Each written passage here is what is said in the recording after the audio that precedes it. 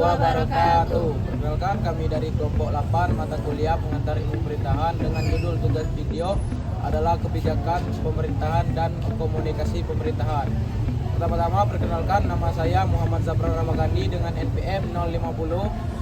Perkenalkan, nama saya Aisyah Nurul Rahmania dengan NPM D1D02404. Perkenalkan, nama saya Dinta Gepani dengan NPM D1D024094. Perkenalkan, nama saya Imelda Putri D1D02492. Berikut penjelasan materi dari kami. Selamat menyaksikan. Sebelum masuk ke penjelasan kebijakan pemerintahan, saya akan menjelaskan dulu apa itu pemerintahan. Pemerintahan adalah sebuah sistem yang berfungsi untuk mengatur kehidupan masyarakat melalui pengambilan keputusan, pelaksanaan kebijakan, dan pemberian layanan publik. Dalam praktiknya, ada dua elemen penting yang tidak bisa dipisahkan: kebijakan pemerintahan dan komunikasi pemerintahan. Nah, kebijakan pemerintahan menjadi dasar arah pembangunan, sedangkan komunikasi pemerintahan menjadi alat untuk menyampaikan kebijakan, membangun kepercayaan publik, serta mendorong partisipasi masyarakat. Tanpa komunikasi, kebijakan hanya akan berhenti di dokumen atau regulasi. Sebaliknya, tanpa kebijakan, komunikasi tidak memiliki substansi untuk disampaikan. Kebijakan pemerintahan dapat diartikan sebagai serangkaian keputusan yang diambil oleh pemerintah untuk memecahkan masalah publik, memenuhi kebutuhan masyarakat, dan mengarahkan pembangunan. Menurut Thomas 1976, public policy is whatever government choose to do or not to do. Artinya, kebijakan publik mencakup tindakan maupun keputusan pemerintah untuk bertindak atau tidak bertindak dalam menghadapi isu tertentu. Kebijakan pemerintah bersifat mengikat karena lahir dari kewenangan negara dan berdampak luas bagi masyarakat. Proses kebijakan pemerintahan. Proses lahirnya kebijakan pemerintahan biasanya melalui beberapa tahapan.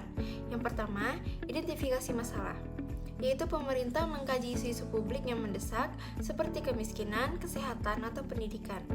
Yang kedua, perumusan agenda, yaitu menentukan masalah mana yang dianggap prioritas untuk diangkat sebagai agenda publik. Yang ketiga, formulasi kebijakan, yaitu perumusan alternatif solusi, biasanya melibatkan ahli, akademisi, atau pemangku kepentingan. Yang keempat, legitimasi atau pengesahan. Kebijakan harus mendapat dukungan politik dan legitimasi hukum, misalnya lewat undang-undang, peraturan pemerintah, atau keputusan presiden. Yang kelima, implementasi, yaitu pelaksanaan kebijakan melalui program proyek atau kegiatan. Yang keenam, evaluasi, menilai sejauh mana kebijakan berhasil mencapai tujuan. Jika tidak efektif, kebijakan dapat direvisi atau diganti. Contoh kebijakan pemerintahan. Ada beberapa contoh nyata kebijakan pemerintahan di Indonesia. Yang pertama ada pendidikan, yaitu program wajib belajar 12 tahun, Kartu Indonesia Pintar atau KIP. Lalu yang kedua ada kesehatan, ada jaminan kesehatan nasional, JKN BPJS, program vaksinasi massal.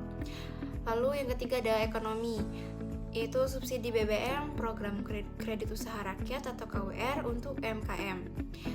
Yang keempat ada lingkungan, gerakan penghijauan, kebijakan pengelolaan sampah, dan upaya penurunan emisi karbon. Kebijakan ini memperlihatkan bahwa pemerintah memiliki peran penting dalam meningkatkan kesejahteraan masyarakat. Baiklah, di sini saya akan menjelaskan tentang definisi komunikasi pemerintahan. Komunikasi pemerintahan adalah proses penyampaian pesan, kebijakan, dan informasi dari pemerintah kepada masyarakat, serta sebaliknya, menerima masukan dari masyarakat kepada pemerintah. Komunikasi pemerintahan tidak hanya bersifat top down atau dari pemerintahan ke rakyat, tetapi juga bottom up, dari rakyat ke pemerintah, serta horizontal, yaitu antarinstansi. Tujuan utamanya adalah agar kebijakan yang dibuat dapat dipahami, diterima, dan dijalankan dengan baik oleh masyarakat. Selanjutnya, tujuan komunikasi pemerintahan, yaitu terdapat 5 tujuan. Yang pertama, meningkatkan transparansi dan akuntabilitas dengan komunikasi terbuka. Publik dapat mengetahui proses pengambilan keputusan. Yang kedua, membangun kepercayaan publik. Komunikasi yang jujur dan konsisten memperkuat legitimasi pemerintah. Yang ketiga, menyampaikan kebijakan dan program. Agar masyarakat memahami isi kebijakan, cara pelaksanaan dan manfaatnya. Keempat, mendorong partisipasi masyarakat. Masyarakat merasa dilibatkan dalam proses pembangunan. Dan yang kelima, mengurangi kesalahpahaman. Komunikasi yang baik mencegah resistensi, protes, atau konflik sosial. Itu aja tujuan-tujuan dari komunikasi, definisi dan komunikasi dari pemerintahan. Media dalam komunikasi pemerintahan. Pemerintah menggunakan berbagai media untuk menjangkau masyarakat. Contohnya itu ada media konvensional, seperti surat edaran, baliho, media cetak, siaran radio, dan televisi. Yang kedua itu ada media digital, seperti website resmi pemerintah, media sosial, contohnya Instagram, Twitter, TikTok, Facebook, dan aplikasi layanan publik. Seterusnya itu ada komunikasi tatap muka, seperti musyawarah desa, sosialisasi langsung, audiensi publik, dan forum konsultasi. Pemilihan media disesuaikan dengan karakteristik audiens. Misalnya, anak muda lebih mudah dijangkau melalui media sosial, sedangkan masyarakat pedesaan lebih mudah melalui tatap muka. Selanjutnya itu ada hubungan kebijakan dan komunikasi.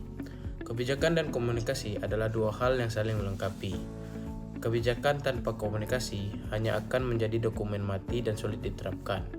Sedangkan komunikasi tanpa kebijakan tidak memiliki arah dan substansi atau hanya sekedar informasi kosong.